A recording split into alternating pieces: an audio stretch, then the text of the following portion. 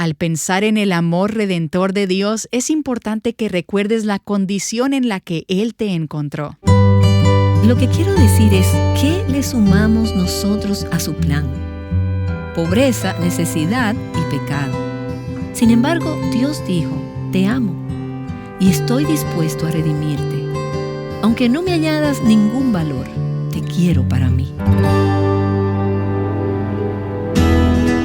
Estás escuchando Aviva Nuestros Corazones con Nancy DeMoss Wolgemuth en la voz de Patricia de Saladín.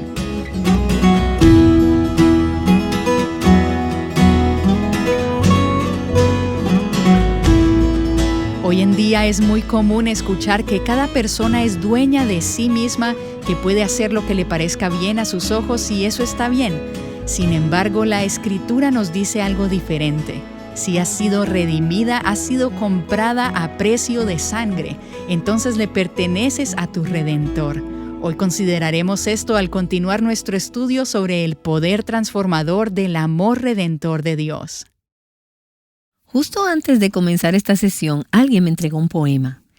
Y el poema refleja las palabras que Noemí le dijo a Ruth. Se titula Quédate quieta, espera y descansa.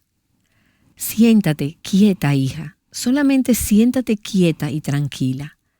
No consideres estos días como días de dolencias. Aquel que más te ama, quien diseña el camino, no ha olvidado tu gran necesidad hoy.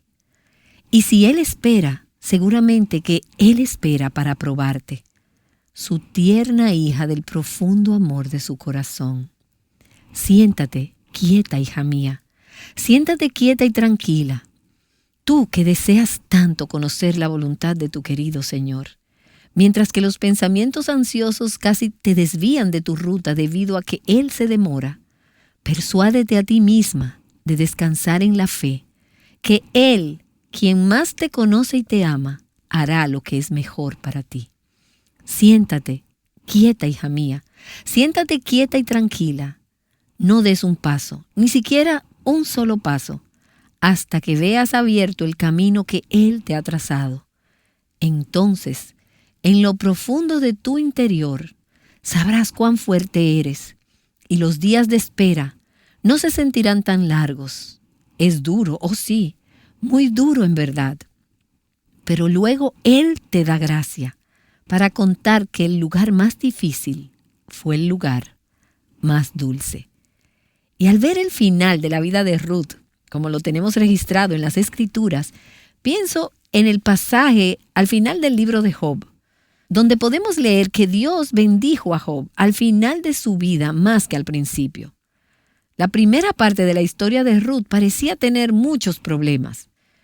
Y no es eso cierto en la primera parte de todas nuestras historias. Nacimos pecadoras, enemigas de Dios, separadas de Dios. Sin embargo, su gracia siempre tiene un final feliz. Ahora, el problema es que a veces nos gustaría que el final de la historia sucediera antes de lo que Dios ya tiene previsto. Veremos la gracia de Dios obrando en la situación de Ruth y nos sentiremos animadas por cómo su gracia se manifiesta en nuestras situaciones. Y recapitulando, cuando terminamos el capítulo 3, Ruth acababa de regresar donde Noemí después de pedirle a Booz que fuera su pariente redentor. Y Noemí había dicho que esperara y que viera qué pasaría, pues Booz iba a estar trabajando en este momento y arreglando la situación. ¿Cuál era la situación que necesitaba solucionarse? Bueno, Booz le dijo a Ruth, estoy dispuesto a redimirte, pero hay un pariente redentor que tiene derecho primero que yo. Así que primero tendré que ir a hablar con él. Y ahí fue donde nos quedamos. Y ahora llegamos entonces al capítulo 4. Vamos a leer los primeros versículos del 1 al 8 de este capítulo. Booz subió a la puerta y allí se sentó. Y cuando el pariente más cercano de quien Booz había hablado iba pasando, le dijo, oye, amigo, ven acá y siéntate. Y él vino y se sentó. Y Booz tomó 10 hombres de los ancianos de la ciudad y les dijo, siéntense aquí. Y ellos se sentaron. Entonces dijo al pariente más cercano, Noemí, que volvió de la tierra de Moab, tiene que vender la parte de la tierra que pertenecía a nuestro hermano Elimelech. Y pensé informarte, diciéndote, cómprala en presencia de los que están aquí sentados y en presencia de los ancianos de mi pueblo. Y si la vas a redimir, redímela. Y si no, dímelo para que yo lo sepa, porque no hay otro aparte de ti que la redima y yo después de ti. Y él dijo, la redimiré. Entonces Booz dijo, el día que compres el campo de manos de Noemí, también debes adquirir a Ruth la moabita, viuda del difunto, a fin de conservar el nombre del difunto en su heredad. Y el pariente más cercano respondió, no puedo redimirla para mí mismo, no sea que perjudique mi heredad. Redímela para ti, usa tú mi derecho de redención, pues yo no puedo redimirla.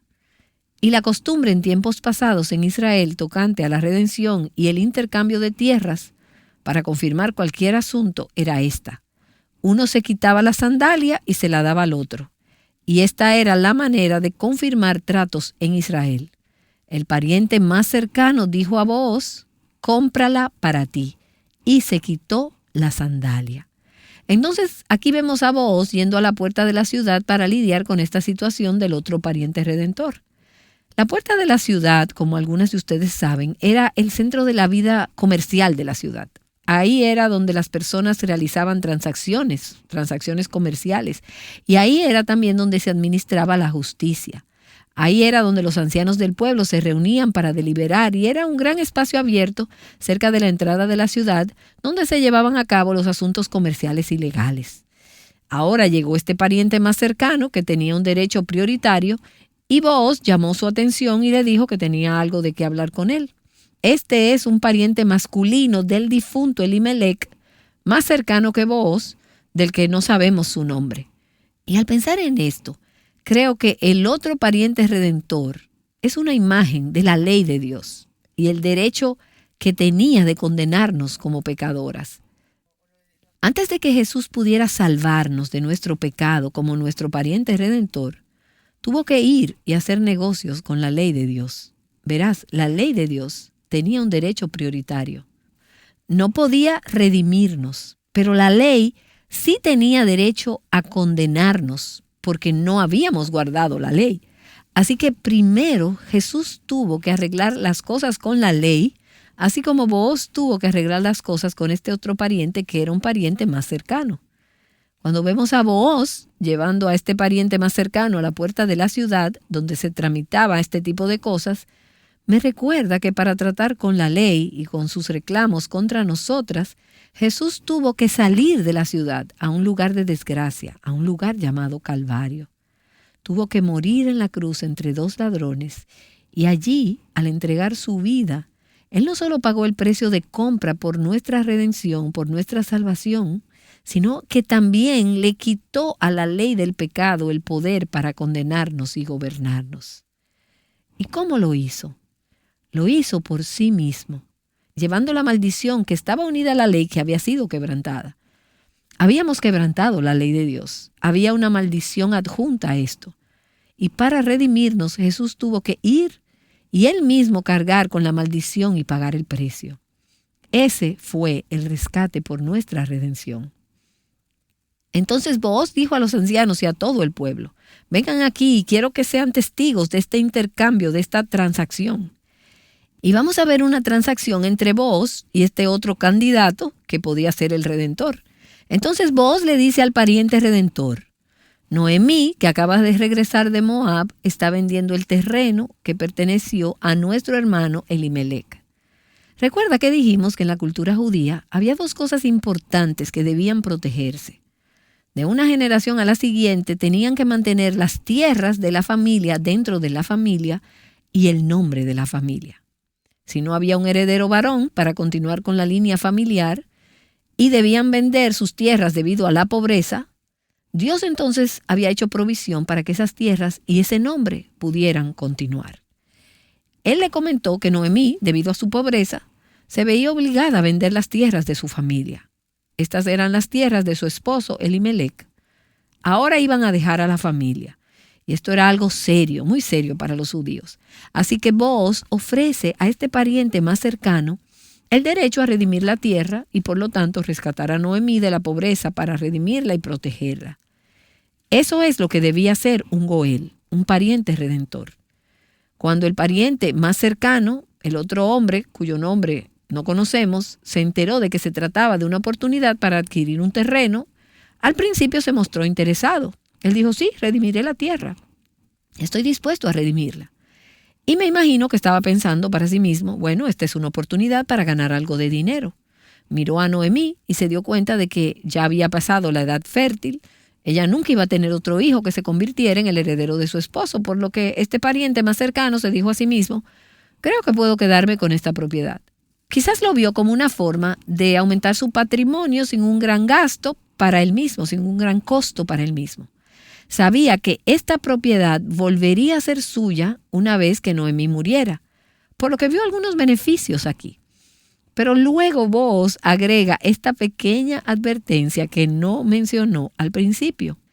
Él le dijo, por cierto, el día que obtengas la tierra de Noemí, también obtendrás con la tierra a Ruth, la moabita, la viuda del difunto, para mantener el nombre de los muertos con su propiedad.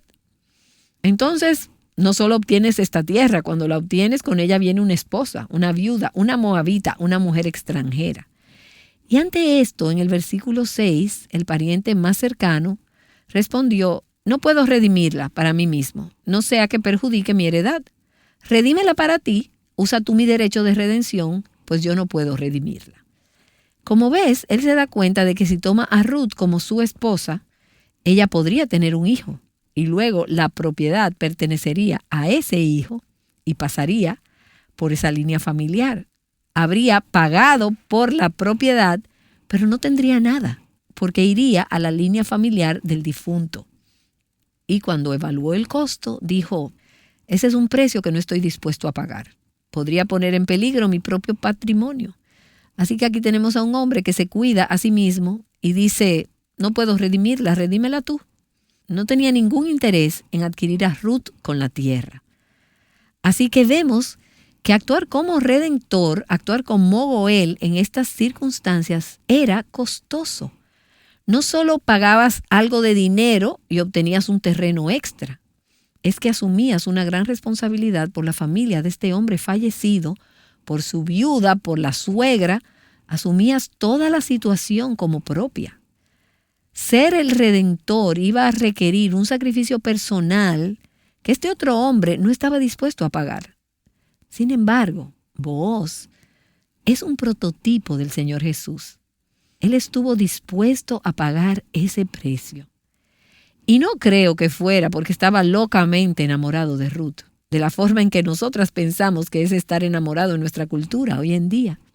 Creo que fue porque era un hombre que tenía un corazón para Dios. Tenía el corazón de Cristo. Es una imagen del Señor Jesús que estuvo dispuesto a poner en peligro su propia propiedad para redimirnos. Estuvo dispuesto a pagar el precio de ser el perdedor, por así decirlo, para así redimirnos, comprarnos y satisfacer nuestras necesidades. ¿Y no te alegra que cuando Jesús vino a redimirnos, Él no se preocupara por su propio bienestar o por todas sus propiedades, su patrimonio, o como dice la palabra, por todas sus riquezas en gloria? Cuando piensas en todo lo que Él entregó para venir del cielo a la tierra para ser nuestro Redentor, piensa en su disposición de dar su vida por nosotras. Quiero decir, ¿qué estábamos sumando nosotras a su plan? Tan solo sumamos pobreza, necesidad y pecado. Sin embargo, Él dijo, te amo y estoy dispuesto a redimirte. Aunque no sumas nada a mi patrimonio, a mis riquezas, yo te amo, yo deseo comprarte, yo deseo redimirte. Estuvo dispuesto a perderlo todo para adquirirnos para sí, como su posesión. Nadie más está dispuesto a pagar ese precio por ti. Satanás no pagará el precio. La ley tampoco lo haría. Tu familia no puede hacer eso. Tu pareja tampoco puede hacer eso. Tampoco tu pastor lo haría. Pero Jesús lo hizo y estuvo dispuesto a pagar un precio infinito, poniendo en peligro su propiedad para que pudiéramos pasar a ser su posesión más preciada. Dijimos antes que para ser un pariente redentor necesitabas tener derecho a redimir. era necesario que fueras un familiar, un pariente cercano.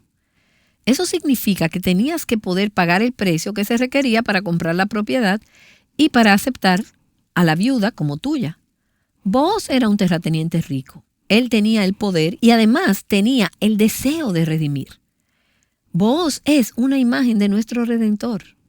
El Señor Jesús dijo, estoy dispuesto a redimir tu situación. No importa lo que me cueste, no importa lo que pueda significar para mi propia reputación, para mi propia conveniencia o para mi propia comodidad, estoy dispuesto a llevarte a ti y a tu situación bajo mi protección. Y recuerda que cuando Ruth le pidió a Booz que se convirtiera en su pariente redentor, ella le pidió, ¿me cubrirías con tu manto? Y esa es una imagen de lo que está sucediendo ahora cuando Booz le dice, estoy dispuesto a ser tu pariente redentor. Te tomaré a ti, a tu familia y a tu difícil situación bajo mi protección. Te tomaré bajo mi protección como si fuera mi propia situación. Ahora se requería una transacción para que la redención se hiciera oficial. Y permítanme volver al versículo 7 del capítulo 4 del libro de Ruth, donde dice, y la costumbre en tiempos pasados en Israel tocante a la redención y el intercambio de tierras para confirmar cualquier asunto era esta. Uno se quitaba la sandalia y se la daba al otro. Y esa era la manera de confirmar tratos en Israel. El pariente más cercano, el que tenía el derecho a redimir, dijo a Booz, cómprala para ti, y se quitó la sandalia. Ahora, todo esto nos parece un poco extraño a nosotras. Cuando compré la propiedad en la que iba a construir mi casa, no fui a la inmobiliaria y me quité el zapato, ni le pedí al dueño de la propiedad que se quitara los zapatos, porque esto parece un poco extraño. Lo que hicimos fue firmar algunos papeles y realizar una transacción legal. Pero en la cultura judía, en esos días, caminar por una propiedad con los zapatos puestos era un símbolo de ser el dueño de la propiedad. Tú estabas a cargo. Tú eras el dueño. Simbólicamente tenías derecho de poseer la propiedad. Pero al quitarse el zapato, el propietario, el pariente, decía, como era la costumbre, renuncio a mi derecho de esta propiedad, renuncio a mi derecho de comprar esta propiedad. Y vimos cómo este pariente cercano se quitó el zapato y se lo entregó a Booz. Así que aquí tenemos una transacción en la que el que podría haber sido el propietario dice, renuncio a mis derechos. Y ahora Booz toma simbólicamente este zapato y dice, soy el dueño de esta propiedad. La propiedad se ha transferido de una persona a otra. Así que el otro pariente ha renunciado a los derechos de redimir. Los derechos han sido cedidos a Booz y ahora es Booz quien tiene el derecho de poseer esta propiedad y asumir toda esta situación. Y entonces leemos el versículo 9 del capítulo 4. Dice, entonces Booz dijo a los ancianos y a todo el pueblo, ustedes son testigos hoy que he comprado de la mano de Noemí todo lo que le pertenecía a Elimelec, el esposo de Noemí, y todo lo que pertenecía a Quelión y a Malón, los hijos difuntos. Además he adquirido a Ruth la moabita, la viuda de Malón, para que sea mi mujer a fin de preservar el nombre del difunto en su heredad, para que el nombre del difunto no sea cortado de entre sus hermanos, ni del atrio de su lugar de nacimiento, y ustedes son testigos hoy. Entonces, ha habido una transacción aquí. Se realizó una compra. Un precio se ha pagado por esto. El acuerdo ha sido completado y hay testigos. Ahora Ruth, Noemí y la propiedad, las tierras de la familia, las cuentas bancarias de la familia, que aparentemente no son nada, tal vez incluso están en rojo en los números, toda esta situación familiar es transferida a Booz. Booz no se está volviendo más rico asumiendo esta situación. Él está siendo generoso, bondadoso y misericordioso al asumirla. Ahora no es problema de Ruth, no es problema de Noemí. Toda esta pobreza, todos los problemas de la tierra, ahora son problema de Booz. Él se ha hecho cargo de toda la situación. Ya no se pertenecen, han sido compradas por precio. ¿Y no te recuerda esto algo en el Nuevo Testamento? No se pertenecen, les dice Pablo a los Corintios. Ustedes han sido comprados por un precio. Tu vida ya no es tuya. Tus problemas ya no son tuyos. Tus fallas, tus necesidades, los problemas espirituales ya no son tuyos. Tu pariente redentor se hizo cargo de ellos, porque han sido comprados por precio. Por tanto, glorifiquen a Dios en su cuerpo y en su espíritu, los cuales son de Dios. Ahora, no sé ustedes, pero tener este concepto, esta imagen de una nueva propiedad sobre mi vida, hace dos cosas en mí. Número 1, me da una gran sensación de alivio. Mi vida no es mía. Alguien más se ha hecho cargo de mi situación y puedo apoyarme en Él, mirarlo a Él y descansar en Él. No tengo que descifrar toda la dirección de mi vida y cómo resolver todos mis problemas. Tengo un nuevo propietario, tengo un esposo espiritual, uno que me dice, tomo tu situación como mía.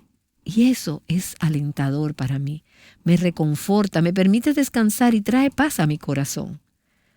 Pero también me da un enorme sentido de responsabilidad. No me pertenezco, así que mejor quito las manos del timón de mi vida. Mejor le dejo a Él tener el control. Cristo me compró. Él es mi dueño. Mi vida es suya y eso significa que Dios puede obrar en mi vida como Él decida. Él tiene el derecho a tomar las decisiones finales en todos los ámbitos de mi vida. Así que Booz afirma en presencia de estos testigos que él está asumiendo de Noemí la propiedad que había pertenecido a Elimelec, a Malón y a Kelión, y que también está asumiendo la responsabilidad por la viuda y toda la situación. Su propósito es mantener el nombre del difunto y la propiedad de manera que su nombre no desaparezca de los registros familiares o del pueblo. Por supuesto, al hacer esto, Booz, aunque no se da cuenta, está desempeñando un papel clave, al igual que Ruth, en la creación de la línea familiar que conducirá al gran Redentor, nuestro pariente Redentor, nuestro Goel, el Señor Jesús. El niño que nacería como resultado de su unión sería considerado el hijo del difunto esposo de Ruth y continuaría esa línea familiar que, como sabemos, finalmente conduce a Jesús. Y mientras reflexionaba esta mañana sobre todo este asunto de Booz y lo que hizo para redimir a Ruth y su situación, en realidad él también se convirtió en un redentor para Noemí, porque él se hizo cargo de toda la situación como si fuera suya. Pensé en el otro pariente, que no estuvo dispuesto a poner en peligro su propio patrimonio para hacer frente a esta situación. Y recuerdo ese himno clásico que quizás conozcas o hayas cantado a lo largo de los años. Cantaré la bella historia. Cantaré la bella historia de Jesús mi Salvador, pues por mí dejó la gloria, en la cruz por mí expiró. Cantaré la maravilla de Jesús mi Salvador, con los santos en la gloria cantaré de su grande amor. Me salvó con gracia eterna, cuando errado y vil me vio. Con su mano fiel y tierna, al camino Él me guió. ¿Y no te hace eso amar a Dios? ¿No te hace querer adorarle, cantarle, honrarle y hablar a otros acerca de Él? Cuando piensas en lo que Él tuvo que cargar, ¿dónde Dios te encontró?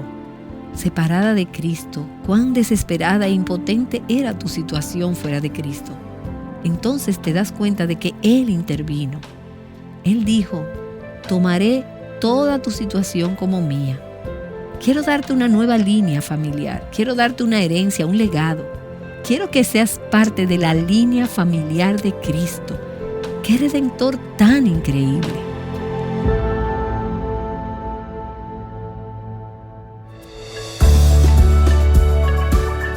Ciertamente tenemos un increíble Redentor. Y qué bendición es pertenecerle y ser recipientes de su amor eterno. Nancy DeMoss Wolgemuth nos ha estado recordando esto como parte de la serie titulada Ruth, el poder transformador del amor redentor. Hemos visto que el libro de Ruth no es solo una bonita historia de amor entre dos personas. Este apunta a la historia de amor supremo entre Cristo y su iglesia. Y es una historia que tú y yo necesitamos escuchar, de modo que podamos continuar creciendo en el conocimiento de Jesús y de su evangelio. Y sabes, Dios está escribiendo cada una de nuestras historias y estas son parte de una historia mucho más grande. Pero en ocasiones las luchas en nuestras vidas son muy difíciles. Nancy y Robert Wolgemuth han escrito un libro en el que comparten su historia, así como las historias de amigos y personas en la Biblia que han enfrentado desafíos.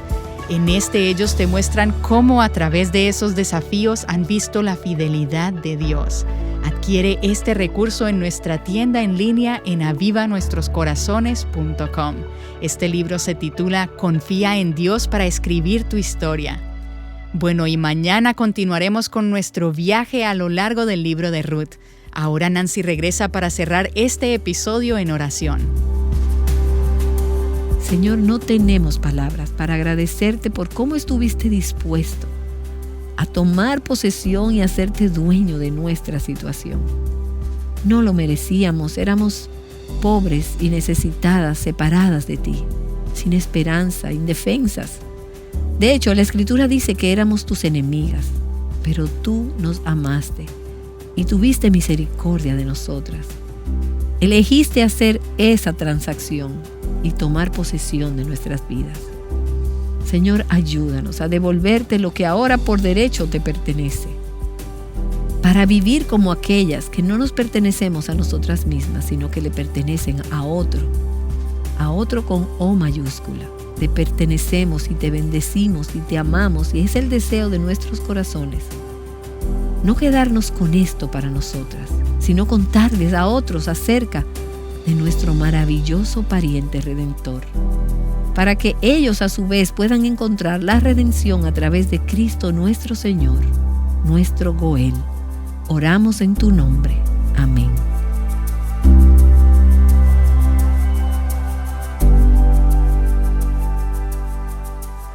Conociendo el poder del amor redentor juntas, Aviva Nuestros Corazones es un ministerio de alcance de Revive Our Hearts.